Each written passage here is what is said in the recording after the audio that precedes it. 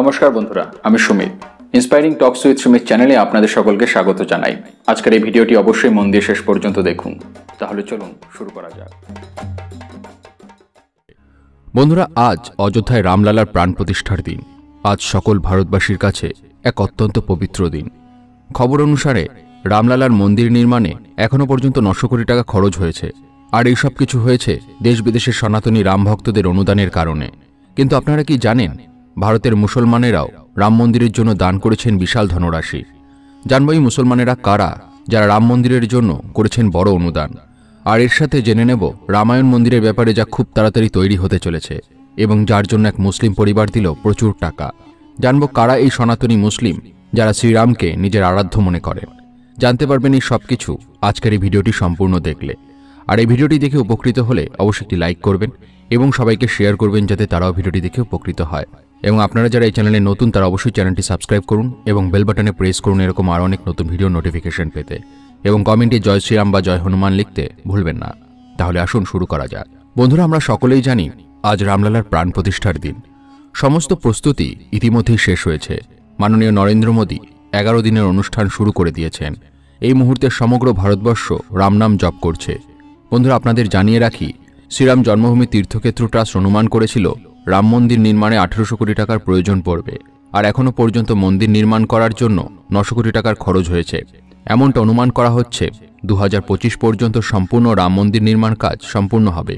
শ্রীরাম জন্মভূমি তীর্থক্ষেত্র ট্রাস্ট জানিয়েছে, দেশ বিদেশের শ্রীরামের ভক্তরা তাদের অনুমানের থেকেও বেশি দান করেছেন। রাম মন্দির ট্রাস্ট কেবল 900 কোটি টাকা সংগ্রহ করার লক্ষ্য রেখেছিল, আর সেখানে শোনা যাচ্ছে যে 5500 কোটি টাকার দান প্রাপ্ত হয়েছে। তবে আশ্চর্যজনক বিষয় হল, এই দানদাতাদের মধ্যে কেবল হিন্দুরাই আছেন তেমন নয়, বরং মুসলমানেরাও দান করেছেন রাম মন্দির নির্মাণের জন্য। আসুন এবার এক এক করে জানি কারা সেই মুসলমান ব্যক্তিরা যারা রাম মন্দিরের জন্য নিজের সাধ্যের ঊর্ধ্বে গিয়ে দান করেছেন। প্রথম যার কথা বলবো তিনি হলেন মুজাফরনগরের মোহাম্মদ শামার গজনী। তিনি অযোধ্যার রাম মন্দিরের নির্মাণের জন্য 90 লক্ষ টাকা দান করেছেন।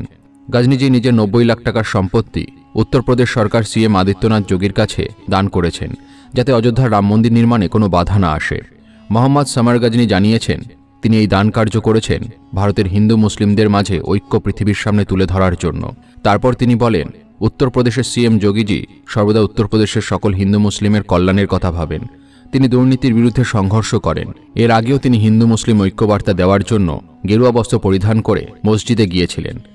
আসুন এবার জানি আরেকজন মুসলিমের দানের কথা। রামভক্তির এই নিদর্শন দেখা গিয়েছে বোম্বের মাঝগাঁও এলাকায়, যেখানে বসবাস করে শাহবাজ রাঠোর পরিবার।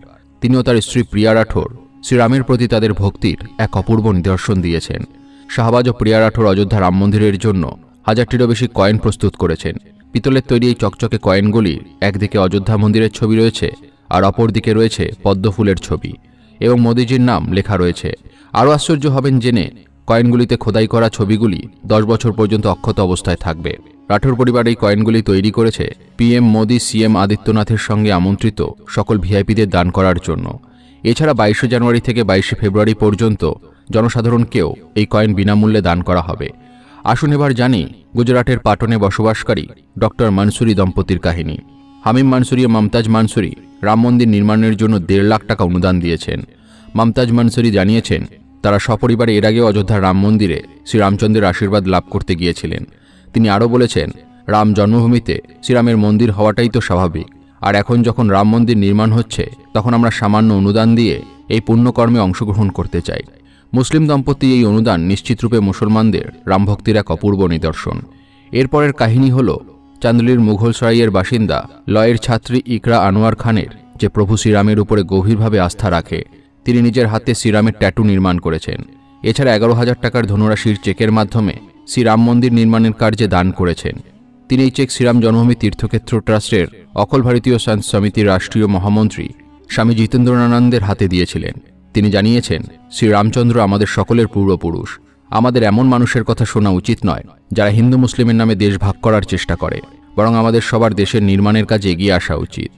এই প্রসঙ্গে আপনাদের জানিয়ে রাখি বিহারের পূর্ব চম্পারণের ব্যবসাদার ইস্তিহাক আহমেদ খানের ব্যাপারে, যিনি নিজের 1.5 কোটি টাকা মূল্যের জমি বিহারের 270 ফুট উঁচু রামায়ণ মন্দিরের জন্য দান করে দিয়েছেন।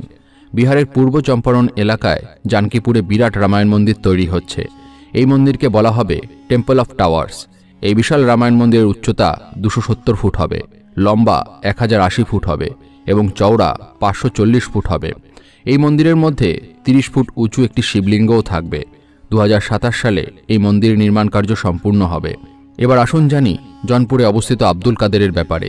তিনি জনপুর মোহাম্মদ হাসান পিজি কলেজের প্রিন্সিপাল।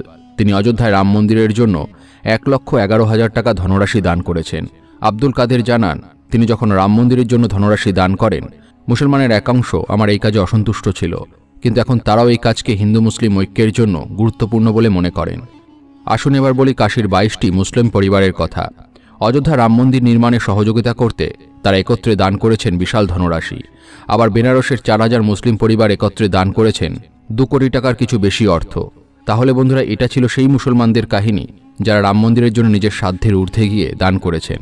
আর এই সব কিছু একটা জিনিস শেখায় যে একই বৃন্তে দুটি কুসুম, হিন্দু মুসলমান, মুসলিম তার নয়নমণি, হিন্দু তার প্রাণ। তাহলে বন্ধুরা, আজকের এই ভিডিওটি কেমন লাগলো সেটা অবশ্যই কমেন্ট করে জানাবেন। এবার চলুন কিছু অনুপ্রেরণামূলক উক্তি শুনে নেওয়া যাক। কতটা অদ্ভুত হয় লোকজন, ভুল প্রমাণিত হওয়ার পরেও কখনো ক্ষমা চায় না, বরং তোমাকে ভুল প্রমাণিত করার জন্য তারা তাদের সমস্ত শক্তি কাজে লাগিয়ে দেয়। তারা যারা বলতো যে আমারও সময় আসবে, তাদের সাথে আমার দেখা হয়েছে, তারা আজও সময়ের উপরে ভরসা করেই বসে আছে। আজ আমি শিখেছি যে কথা সেখানেই বলা উচিত যেখানে তার শোনা ও বোঝার মতো মানুষের মাথা সবসময় খোলা থাকে। সময়ের চক্র অনেক জোরে ঘোরে, এই জন্য না তো তোমার শক্তির জন্য অহংকার করো, আর না তো ধন সম্পত্তির জন্য অহংকার করো। তোমার হারের সময় মাত্র কিছু লোক থাকবে, কিন্তু তোমার জয়ের সময় পুরো দুনিয়া থাকবে। জীবনে একদিন এরকম সময় নিশ্চয়ই আসবে যখন তুমি তোমার মুশকিল সময়ের কথা খুশি হয়ে সকলকে শোনাবে। যতটা তুমি সরল সাদাসিধে আর নরম মনের থাকবে, ততই তুমি চালাক লোকজনদের দ্বারা পিষে যাবে। যদি কেউ তোমাকে ভুল ভেবে নেয়, তাহলে সেখানে কোনো কথা বলার মানে হলো নিজেকে নিজের চোখে ছোট করে দেওয়া। অনুভূতি সেখানেই প্রকাশ করো যেখানে সেটা বোঝার মতো মানুষ থাকে, যেখানে তোমার অনুভূতির মূল্য থাকে। নয়তো চোখ থেকে পড়া জলও লোকজনের কাছে শুধুমাত্র সামান্য জলই মনে হয়। ক্রোধ থেকে প্রতিশোধের জন্ম হয়, আর ধর্ম থেকে ন্যায় জন্মায়। তোমাদের জীবনও যদি এমন সময় আসে যখন তোমাদের উপরে কোনো অন্যায় হয়, তবে ন্যায় করার পূর্বে নিজের ক্রোধের উপরে অঙ্কুশ অবশ্যই রেখো। যদি সময় থাকতে খারাপ অভ্যাস না বদলায়, তাহলে খারাপ অভ্যাসগুলোই তোমার সময় বদলে দেবে। প্রত্যেক মুহূর্তে সমবেদনা দেখানো লোকজন সম্পর্ক পালন করার সময় দূরে দাঁড়িয়ে থাকে। কাউকে ভালোবাসা যতটা সহজ, কাউকে ভালোবাসতে থাকাটা ততটাই কঠিন। আর এটাই হলো সেই মোড় যেখানে আমরা জানতে পারি যে কে আমাদেরকে সত্যিকারের ভালোবাসে। বন্ধুরা, ভিডিওটি দেখে যদি ভালো লাগে তাহলে অবশ্যই একটি লাইক করবেন এবং সবাইকে শেয়ার করবেন যাতে তারাও ভিডিওটি দেখে উপকৃত হয়। সবাই ভালো থাকুন, সুস্থ থাকুন এবং মনের বশে নয়, মনকে নিজের বশে রাখুন।